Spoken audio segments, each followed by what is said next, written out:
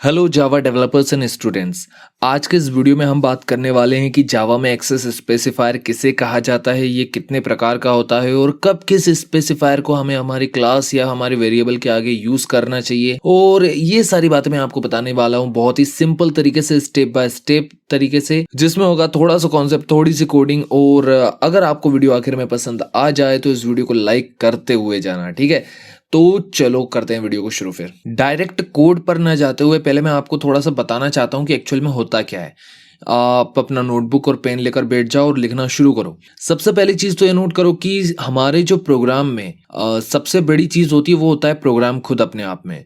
उसके बाद उससे छोटा लेवल होता है पैकेज का। मतलब हमारे एक प्रोग्राम के अंदर एक से ज्यादा पैकेजेस हो सकते हैं। एक पैकेज तो जो बाय डिफॉल्ट हम बनाते हैं वो होता ही है। तो लेट अस सपोज कर लो कि एक पैकेज है, उस पैकेज के अंदर हम बहुत सारी क्लासेस बना सकते हैं, ये भी आप लोगों को पता है। और ये भी आपको पता होगा कि एक क्लास के अंदर हम दो ही चीजें बना सकते हैं, मतलब दो ही चीजें हम डिक्लेयर कर सकते हैं, क्रिएट कर सकते हैं। एक तो होता है वेरिएबल, एक होती है मेथड। अब यहाँ पर पब्लिक स्पेसिफायर का क्या काम है वो मैं आपको बताता हूँ।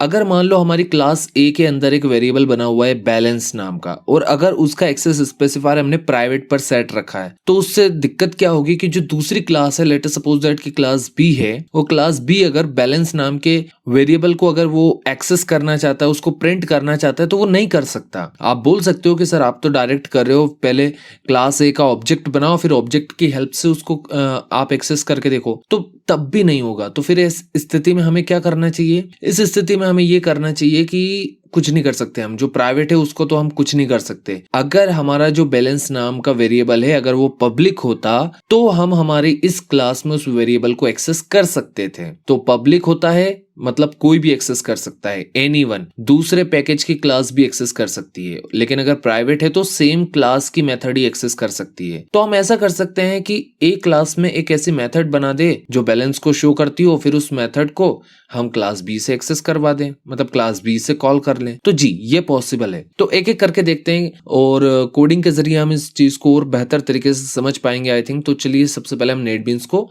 शुरू कर लेते हैं। इसके लिए आपको टाइप हेयर टू सर्च में जाना है, मतलब मुझे, और मैं यहाँ नेटबीन्स को कर लेता हूँ ओपन। एज ऑलवेज ये ओपन होने में थोड़ा सा टाइम लेता है, तो इसको लेने दो। तो यहाँ पर मैंने ये जो पैकेज है मैं इसको थोड़ा सा बड़ा कर लेता हूँ ताकि आपको ज्यादा अच्छे से समझ में आ सके। ठीक है। तो यहाँ पर ये जो प्रोग्राम है लास्ट टाइम हम बना रहे थे जब भी हमने ये वीडियो बनाया था, तब कि ट्राई प्रोजेक्ट नाम की मैंने एक प्रोजेक्ट बनाया था आपके लिए। और इसमें मेन क्लास जो है अभी वो खाली है, मतलब अगर हम उसको रन करते हैं, इस प्रोग्राम को रन करते हैं, तो कुछ भी कॉल नहीं होगा। मतलब ये तो चल ही नहीं सकता क्योंकि जो मेन में है सिर्फ वही कॉल हो सकता है। तो फिर भी हम इसको एक बार रन करके देखते हैं होता क्या है। तो रन करने के बाद आपको यहाँ नीचे दिख रहा है कि कुछ भी शो नहीं हो रहा है। इसका मतलब क्या कि हमें कुछ करना पड़ेगा। एग्जाम्पल के लिए मैंने क्लास बना ली है, क्लास बैंक, और उसके अंदर वेरिएबल बना लिया है जो कि बैलेंस नाम का है। अभी इस वेरिएबल के आगे कोई किसी भी तरह का कोई वो नहीं है, क्या बोलते रहे उसको, पब्लिक स्पेसिफायर नहीं है इसमें। ठीक है। तो अभी हम इसको एक्सेस कर सकते हैं कि नहीं कर सकते वो देखना पड़ेगा। और इसको एक्सेस करने के लिए सबसे पहले हमें इस बैंक क्लास का ऑब्जेक्ट बनाना पड़ेगा। तो हम बनाते हैं।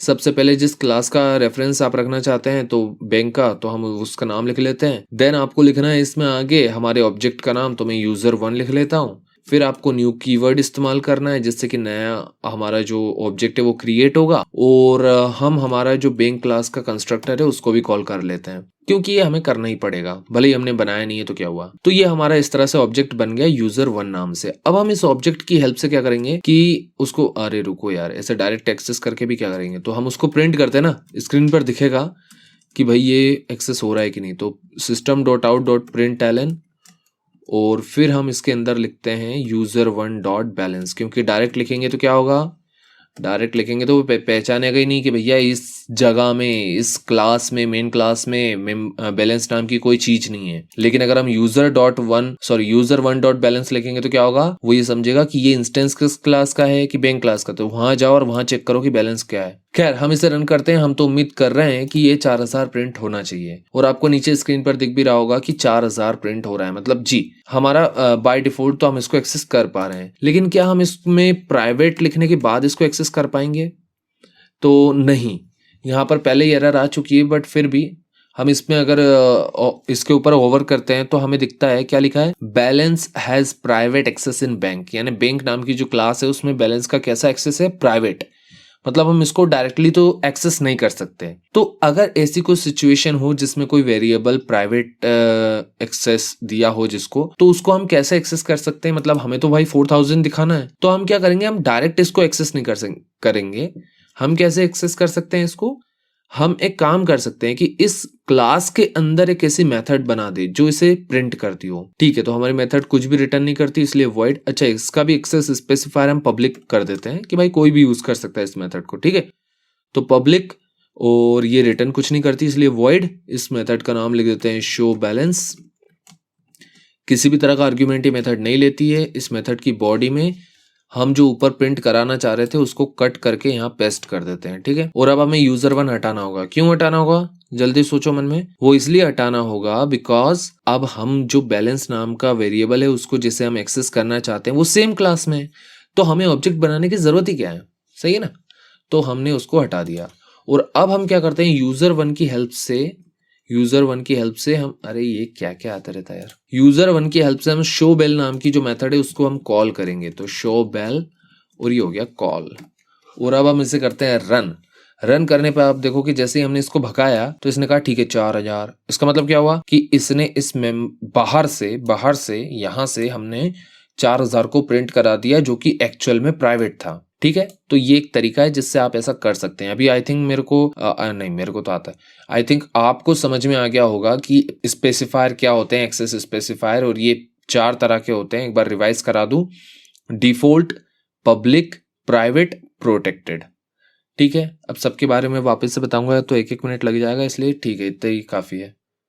मैंने कहा था कि वीडियो अगर पसंद आए तो इसको लाइक करते हुए जाना, इसलिए लाइक कर देना यार, देखो समझ नहीं आए तो भी कर देना, अच्छा लगता है। ठीक है।